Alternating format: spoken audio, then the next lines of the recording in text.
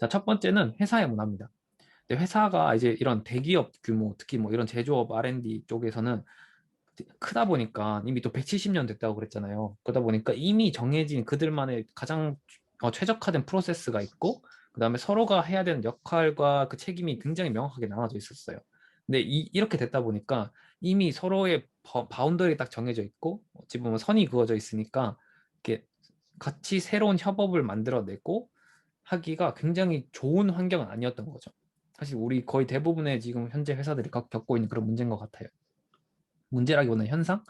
그래서 이거를 해결하기 위해 가지고 경영진의 서포트랑 그다음에 중간 관리자들의 중에서 이제 여기에 환영한 사람들, 모든 사람이 처음부터 이거를 와 바잉하지 않았을 거잖아요. 물론 CEO가 한다 그래도 이제 거기에 맞춰서 이제 발맞춤해서 이렇게 중간 관리자들이 도와주는 사람도 있겠지만 탐탁지 않아 하는 사람도 분명히 있었을 거잖아요. 근데 그 중에서 모든 사람 뽑는 게 아니라 그런 중간 관리자들 중에서 좀 열심히 해보고자 하는 그런 사람들, 이제 그런 사람들을 이제 발견해가지고 이 사람들의 그 내부적인 지지를 받았다고 합니다. 그래서 이미 잘 셋업되어 있는 프로세스나 이런 R&R들을 어찌 보면 조금씩 이제 분기를 시켜야 되는데 그 힘을 이 두 가지에서 원천을 얻었다고 생각해 주시면 좋을 것 같아요. 하나는 매니지먼트 서포트, 그 다음에 중간 관리자들의 그런 서포터들을 발견하는 거.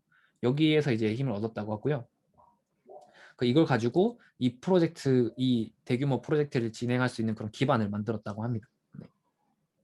이게 회사 문화와 관련된 그런 챌린지를 이렇게 이런 식으로 해결했다고 하고요. 그래서 회사가 가지고 있는 회사 문화를 그러면은 프로세스와 R&R을 정말 계속 그 끌고 가려고 하는 그 회사의 문화를 좀 더 깨기 위해서 이런 두 가지의 서포트를 얻었다라고 이해를 해주시면 좋을 것 같습니다.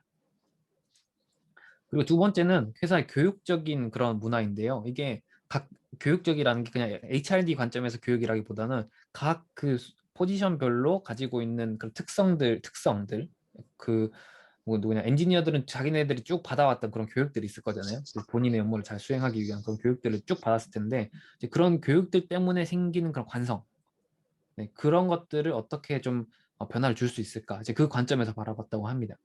그래서 이 엔지니어들은 어, 특정 규율 속에서 특정 업무를 잘 수행할 수 있도록 훈련을 받았고 이제 그들은 이미 잘 하고 있는데 왜 변해야 되나 이런 내부적인 메시지가 있었대요. 이미 엔지니어들 이미 코딩 잘하고 있는데 이거 뭘 변해야 돼?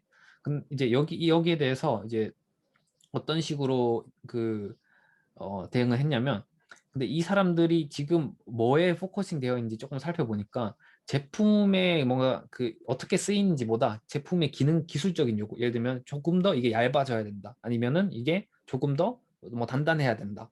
그다음에 조금 더 뭐 스크래치가 안 나야 된다. 뭐 이런 식으로 기술적인 요구들, 이게 그런 테크니컬한 요구들에 집중을 해가지고 이제 그거를 연구해서 개발하고 이제 이런 것들을 좀 즐기고 이런 성향 있는 사람들이 많았던 것 같아요. 근데 이게 다시 말했지만 지금 저희가 하는 모든 그 컬처의 변화의 목적은 맨 처음 말씀드린 다양한 영역에서 협업할 수 있는 역량을 늘리고 직원들이 문제를 발견해서 거기에서 챌린지하는 거 이거를 목적으로 계속 하고 있거든요. 그 다양한 영역을 협업을 하는데 이런 내 거만 해야겠다, 그냥 주어진 것만 하겠다, 이게 굉장히 좋은 마인드셋은 아니었던 거죠. 그래가지고 이거를 어떻게 챌린지할까 어, 계속 이제 고민을 했습니다. 이제 그러면서 이제 사람 요소에 집중하는 것, 디자인 띵킹이 사람 요소에 집중을 하는 게 장 출발이잖아요. 그래서 사람 요소에 집중을 하는 게 엔지니어들한테 좀 결여가 돼 있었어요. 이제 사용자들에 대한 공감을 하고 그들의 경험을 이해하는데 이 사람들이 크게 관심이 없었던 거죠. 이거는 그냥 앞에서 하는 거야. 앞에서 이미 해서 주는 거야. 약간 그런 식으로 치부하고 엔지니어들은 기술만 보고 사회적 맥락을 생각하지 않는 경우가 많았다고 합니다. 근데 이걸 가지고 베티나가 이걸 가지고 엔지니어들이 이거를 그냥 뭔가 듣고 이해하는 수준이 아니라 보고 본인들이 느낄 수 있도록 만들어야겠다고 생각을 했는데 이걸 어떻게 그러면 할 수 있을까요?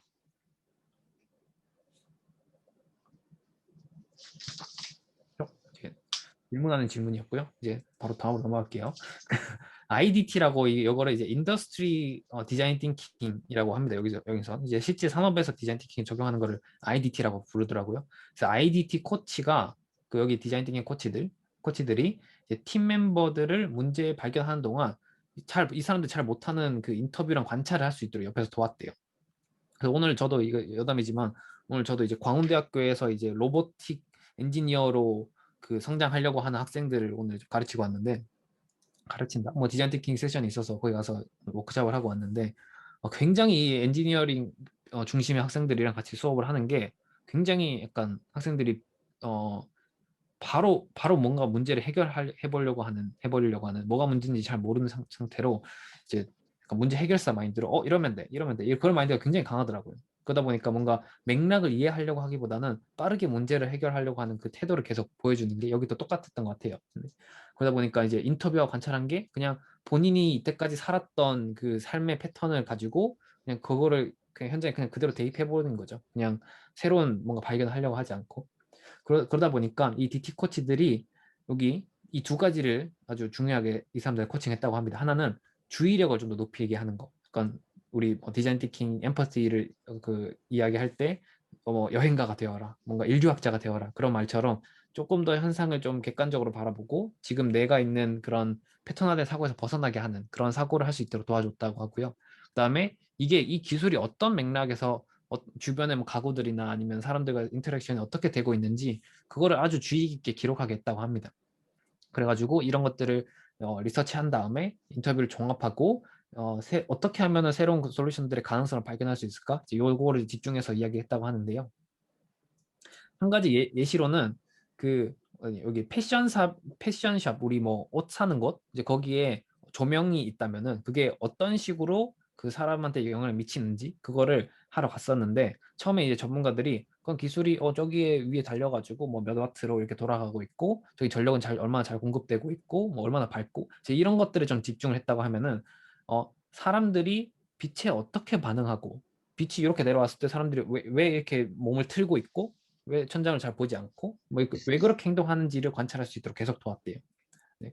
그렇게 하면서 그 이 여기서 아이디어 분들이래 여기 그 리서치 하는 코치 분들이 깨달았던 게 좀 엄청 와닿더라고요. 이제 모든 사람이 현장에 가서 한 번에 사용자들이 이래라고 새로운 인사이트를 발견을 못 한다는 거였어요. 사실 이게 다 그렇겠죠. 디자인 띵킹 사실 뭐 자전거 타는 것처럼 계속 지속적인 훈련을 해야 되는 건데 이게 한 번에 현장을 보내는 경험이 그냥 현장 보낸다고 해서 바로 그들이 스스로가 그걸 발견할 수 없다라는 거죠. 네. 그리고 이게 한 번에 발견 못 한다라는 게 이게 나쁜 게 아니라 이게 너무나 일반적인 일이다 보니까 왜냐하면 그들이 그렇게 전통적으로 그렇게 살아왔고 그렇게 일하는 게 그들한테 아주 좋았던 거기 때문에 이 사람들이 그거에 익숙해지는 데 어느 정도 시간이 걸렸다고 합니다. 그래서 그거 디자인 띵킹 코치들은 이 주의력을 넓히고 그다음에 기술의 적용의 맥락을 주의 깊게 기록하게 하는 것. 이거를 초점을 맞추게 되면은 이 사람들이 가지고 있었던 편향된 사고에서 벗어날 수 있는 그런 기회를 준다라고 이해를 할 수 있을 것 같아요. 자, 마지막은 이제 여기 내셔널 컬처입니다. 이 국가적인 그런 그 DNA인데요. 약간 그 중국 사람들은 이래 약간 이런 내용들입니다. 네. 그래서 이 사실 모든 사람들이 다 자기 나라의 그런 관습에 자기도 뭐 이게 무의식적으로 이게 뭔가 습관이 있잖아요. 생각하는 방식이나 이제 지멘스도 지멘스 중국 방식으로 그러니까 본사의 사람들의 방식으로는 독일 사람들의 방식으로는 중국 사람들이 이해할 수 없으니까 지멘스 중국 방식으로 디자인 띵킹을 이해하려고 노력을 많이 했다고 해요. 이거 한국이랑 또 비슷한 것 같은데 중국의 직원들이 브레인스토밍 하는 동안 매우 소심해질 때가 있대요. 언제냐면 특히 이제 매니저나 관리자가 옆에 있을 때. 답을 이야기해야 될 것 같고 뭔가 좀 쫄리고 약간 뭐 옆에서 뭐 나를 평가하는 사람이 있으면은 그러니까 뭔가 새로운 이야기를 하기가 힘든다는 거죠. 그래서 브레인스토밍 동안 그 사람들을 옆에 빼놓는 게 매우 중요하다. extremely important이라고 이렇게 하더라고요. 매우 중요하다. 저도 항상 그랬던 것 같아요. 예전에 그 할인그룹 이제 회장님이랑 각 계열사 사장님들 모여가지고 디자인 띵킹 워크숍을 하는데 이 회장님 오니까 이제 회장님이 좋아하는 말만 이렇게 하는 거예요. 회장님이 엊그저께 그 타운홀 미팅에서 발표했던 내용들 그거 그대로 이야기하고 그러니까 약간 그들이 있으면은 약간 의견이 그 조작되는 거죠. 예, 그렇게 해서 그런 슈퍼바이저 관리 감독하는 사람이 없는 상태로 하는 것들 이게 서양 문화권에서 그렇게 안 중요할 수도 있는데 동양 문화권 특히 중국 이런 유교 사상 문화권이 있는 곳에는 이게 매우 중요하다라고 했다고 합니다. 그게 그 대화의 완전한 다이나믹함을 변화를 준다고 하고요. 그리고 약간 요거는 이제 다큐멘테이션 때문에 제가 민망해지는 상황이라고 적었는데, 이제 쪽팔리는 거에 엄청 싫어한다. 그 중국 사람들이. 그래서 약간 본인의 생각이 뭔가 받아들이지 않고 민망해지는 상황을 연출하는 걸 너무 싫어해가지고, 이게 뭔가 다양한 사람들 앞에서 이래도 되나 하는 이야기들을 바로 한 번에 이야기하는 것보다는 약간 1대1로 먼저 이야기하게 하고 자신감을 심어준 다음에 더 이야기할 수 있도록, 이렇게 서로의 신뢰를 쌓아가는데 하나하나씩 그런 국가적인 그들의 나라적인 뭐라 그러죠? 그 문화, 그들의 뼛속까지 있는 관습, 그거를 이해해가지고 그거를 바꾸는 게 아주 중요했다고 합니다. 그래서 일단 정리를 하자면은, 이런 그 회사 자체가 가지고 있는 그런 문화를 뜯어 고치는 거를 그 중요한 이해관계자들, 파워가 있는 사람을 통해서 변화를 만들어냈고요. 그 다음에 두 번째는 이런 그 각 업무적 특성에 의해서 어쩔 수 없이 생겨나게 된 그런 그 성향들을, 그런 필드 리서치에서 DT 코치들이 조금 더 이렇게 가이드를 해주면서 변화를 만들었다고 합니다. 그리고 이런 국가적인 그 국가의 문화, 이런 것들은 이제 이런 것도 아주 디테일한 그 상황들을 좀 보고 그거를 거기에서 이제 변화를 만들어냈고요. 근데 이렇게 되면서 이미 디자인 띵킹은 이렇게 돼야 돼라고 이제 전 세계에 똑같이 이렇게 적용되는 게 아니라, 회사의 문화와 직원들이 이런 새로운 변화에 이렇게 맞춰서 변화해야 되는 것처럼, 디자인 थि킹 자체도 그 적용하려고 하는 그 환경에 민감하고 그다음에 굉장히 창의적이고 유연한 방식으로 그 소개되어야 된다라는 식으로 일단 요 본문이 끝납니다.